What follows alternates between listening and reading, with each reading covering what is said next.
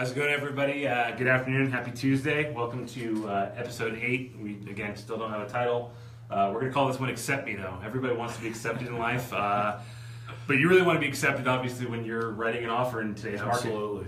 So, we've both been seeing on a number of occasions our clients getting what we think good offers in and either getting outright rejected or having counters. It's a little frustrating. Yeah. So we thought it would make sense maybe to revisit our pointers for buyers again, especially the way the market's been moving. And just in the last couple of weeks, we've seen a little different response and kind of atmosphere and culture out there as far as these go. So I think, did you want to talk a little bit about being prepared? Yeah, we could do that. So obviously, like anything else, when we're going into this, I alluded to this when we talked about it a couple weeks ago, being prepared for an offer right away. There's not a lot of time to really kind of think about it, especially in the price point under $300,000, which if you think about the median house price in Las Vegas is about $230,000. Mm-hmm. Most of us are in that price point where you need to act right away. Absolutely. So being prepared means having your pre-approval letter ready to go in the hands of an agent. That way it's already on file. We can just submit it.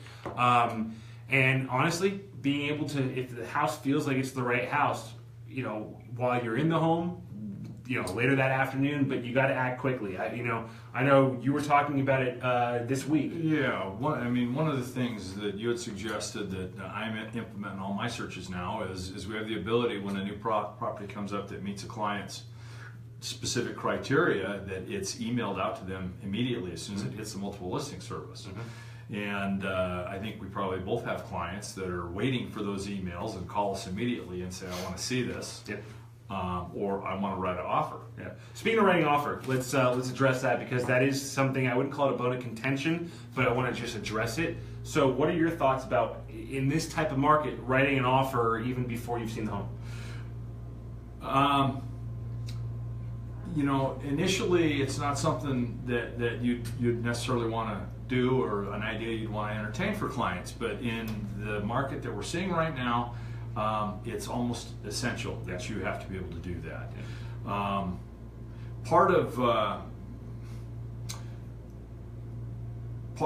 Part of doing that is being prepared, and then also as you're writing an offer, knowing up front what areas you're willing to compromise on. Right. And the reason I say that is you have to have the priorities right in your mind right up front, because when you write that offer, that offer is something that will be negotiated, and you have to figure out what points you're willing to negotiate on. Right. So because it's not the perfect world, you're not going to get everything. No. Right? Yeah. No. As much as we want that perfect everything, we know it rarely happens, and so prioritizing in your mind up front. What's most important? Is price most important? Is location most important? Right. Do you need help with your closing costs? Mm-hmm. Where are you willing to compromise? Understand that up front and be prepared to go through your list. Okay, I'm willing to do this. I'm willing to do this. I'm willing to do this, and hopefully you'll get the majority of what's on your list. So. That was one of the points I wanted to make. When you talk about writing an offer up front, you need to know what your priorities are. What about writing a clean offer? We know a clean offer is much more likely to be accepted. Right. When we talk clean offer, obviously what's a great offer for a seller? Full price, cash, no contingencies, 2-day close. Right. So we'll step back to reality. That's not where reality is for most of our clients, right? So again, a clean offer in our mind is sellers should generally be expected to pay for certain things, and buyers are generally expected to be paid for certain things. Now, I say that as a caveat. Remember, everything is negotiable. Absolutely. However, over time, there's kind of a common practice, right? So discuss it with an agent, right? What, as a buyer, am I expecting to be paying on top of what the purchase price is, right? Because a home is not just a purchase price. It's not a purchase price, and it's a purchase price. It's closing costs, it's lender fees, it's escrow fees, it's paying for the home inspection. So there's a lot of fees that go together. A good agent's going to give you kind of a breakdown right away. You mentioned credit, lender credit or seller credit. Let me get into that. So what that basically is you say, hey, I have enough money for a down payment, but I would like some help with some of these fees, right? So you may ask a seller for $5,000 to cover expenses, right? Right. Which, from a buying standpoint, I love, right? I love that as a buyer because it costs me a little bit less out of pocket. But what our clients need to realize is just because it costs you out of pocket means it's costing the seller, right? That money doesn't come from it comes from somewhere. So, for instance, say like you have a home that's $190,000 and you want $5,000 in credit, right? Mm-hmm. If you offer $190,000 and you ask for $5,000 from the seller, it really is kind of a net offer to the seller of $185,000. So it's not as strong as you make it sound. So sometimes what we're seeing in this type of market is saying, okay, if those credits are important to you, maybe you come up a little bit more than you thought you were going to kind of offset that expense. Which brings me, what's your opinion on offering more than list price? Because we're seeing that happening out there now too. We're seeing that happen probably on at least half the homes. I mean, especially under $300,000. So here's my thought. Remember, a list price is not.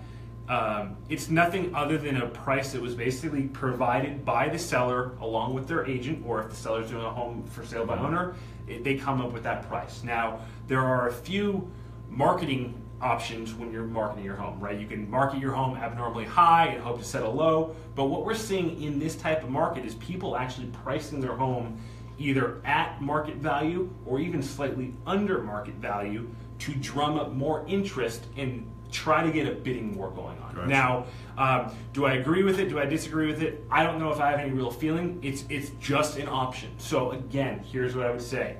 A home is worth not what you think it is, but what the market will say it is, and if you're getting a loan, with the appraiser that agrees to as well. So if you're going to offer above list, one of the things we do is we try to figure out educated guess as to whether that property will appraise where that offer is.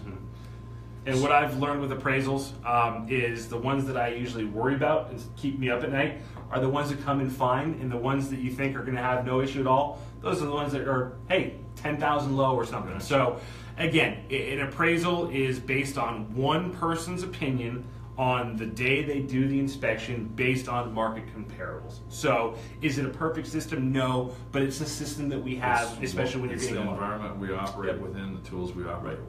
So would I suggest going $15,000 over appraised value if we don't think the home's going to get appraised? No, because it's a waste of time and your money as a buyer. Right. So,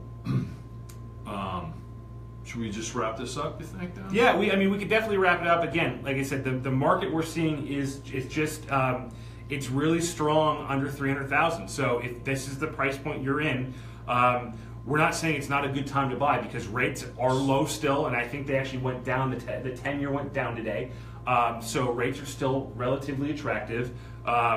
Buyers are flocking to the state of Nevada and Las Vegas in general. Absolutely. We obviously had some great economic and sports news. It's going to further increase some demand here. Jobs are steadily still increasing. So as far as a time to get into the market, we both feel it's still a really good time. Absolutely. But it's definitely an aggressive time. So if you're going to get into it, don't tiptoe into it. It's time to jump in if you're going to jump in. If you're going to commit. And just to summarize, basically we've tried to make 3 points to help a buyer maximize the likelihood that their offer is going to be accepted or that they will successfully complete a negotiation quickly. 1, being prepared. 2, knowing what your priorities are up front. And number 3, writing a clean offer. Yep. Anything to add to that? Yeah, I'd say the number 4, because again, this is about buyers, and what we're trying to do is protect our buyers. Know when to walk away.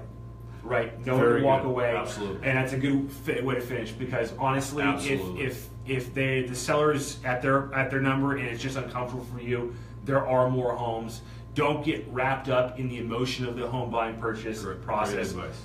Know when to walk away, and we can help with that as well. It's not our decision, but we can give you enough tools to make your decision up for you. But if this is a decision you're going to make, just know while you're going into it where your number is. You're just going to walk away, because sometimes it's just better to remove yourself and move on. Good stuff.